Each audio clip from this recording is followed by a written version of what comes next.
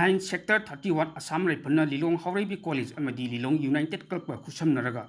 Lilong Haoreibi college free medical camp पांथोखरे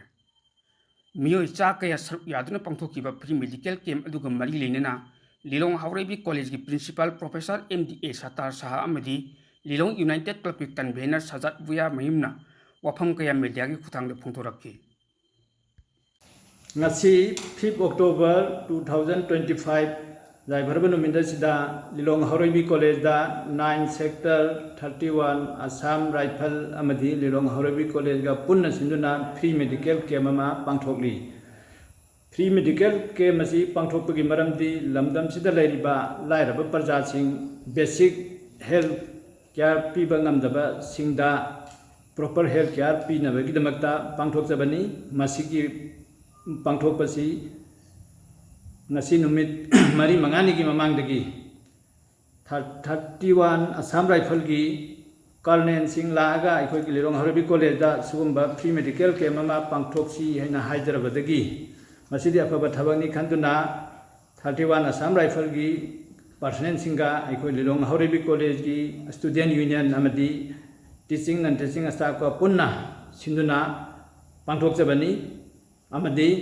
masida ikoina ikoigi maroina jamna waba thaudang lobikibadi ikoigi Lirong Harebi College gi student union singna numit nini hunni college asida ahing jarek tuna lairaga pangthok pangamna jamna kan honna jakhibani amadi ikoigi Lirong Harebi College gi NCC gi NCC cadet singchu jamna wana hoisi volunteer oina sinaki amadi ikoigi Lirong Harebi College gi assistant professor manga taruksu translator oina numit asida sinari adana ngasi gi free medical camp sida chauran mi satret mu layengki amadi masigi free medical camp asida jamna hai singlaba amadi jamna experience lairaba specialist trauma thoi medicine gi ortho gi gynae gi na singba pulamna specialist trauma thoina mai pak na layengli masi jamna kanaba lamdam sida jamna kanaba free medical camp ni haina lobajai masida ikoigi aina ahanbada jamna thagasaningi badi 9 sector 31 Assam Rifle ki colonel na makoina free medical camp pangthokpagi chatharpa paringnai chatharpa gi oina ikoigi Lirong Harebi College da su center ama khalakpasi aina jamna college gi side gi amadi ai side gi jamna thagasari haibadi masida ngasi mi chatret mu engibasi jamna mai free medical camp ti jamna mai pa gi haina logani adana matung tabadasu matang taba sahi dasu 9 sector 31 Assam Rifle gi personnel amadi ko colonel singda aina haijaning badi matang gi sahi dasu aikoi gi Lirong Harebi College da Lirong Harebi College amadi 31 Assam Rifle ga punna sinduna pangthok haningbagi apamba lei media gi kuthang da pawdam jaibai gi mingse sajat boya mayum aduga Lirong United Club ki convener ni adu ngasi akhoi gi October gi tarik manga lising ani kun manga nomaiji numit asida Lirong Harebi College ki ground mafam asida Lirong United Club amadi Assam Rifles ka kusamnara kanda free medical camp ama koi chathari koi pangthoi free medical camp asa masigi paring asi gari gidamakta koi chathari bano haiba taragadi Lirong United Club na toan ba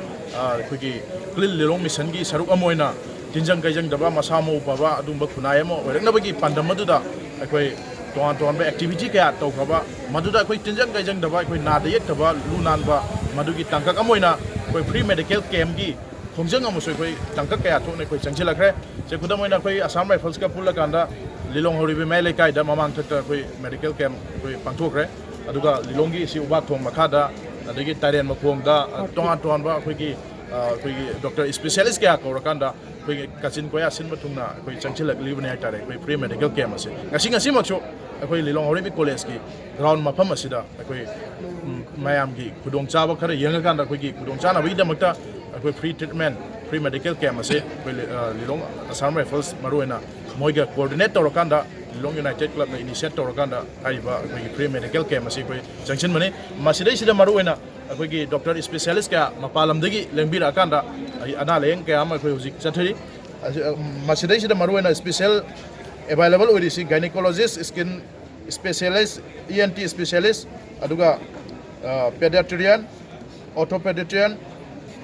general surgery अमदी general medicine चिंबा तोान तोानबा अखोई event क्या अमा अखोई अना Laing असे अखोई चथरी मसिदै सिदा अखोई फ्री दा हिदाक लंदकना चिंबसु अखोई प्रोवाइड तौनबा अखोई सेम सारगा लेरे हौजे हौजे फौदा अखोई चथरीबा पारिंग असिगी मतुंगिना अखोइना यंगजौ मतमदा अखोई लोइसिलापु फौदा चौराकना मियो लिसिंगी मथक्ता अखोई फ्री ट्रीटमेंट असी तबो ngमु ड्राइबगी पांदमदु अखोई थमजरी We are ready to cooperate with you.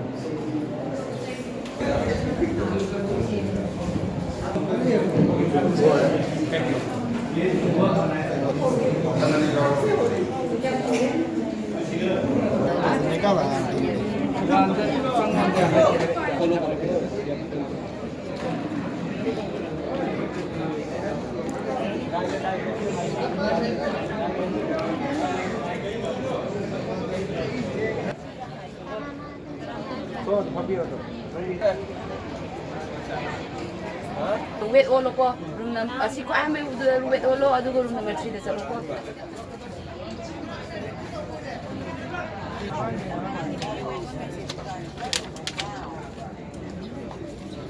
di tree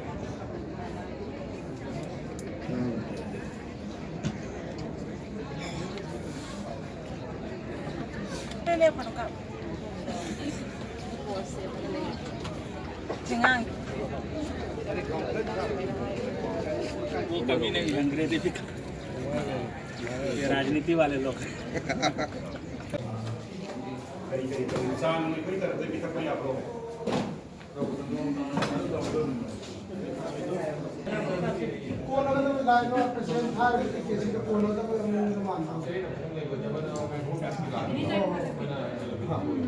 Thank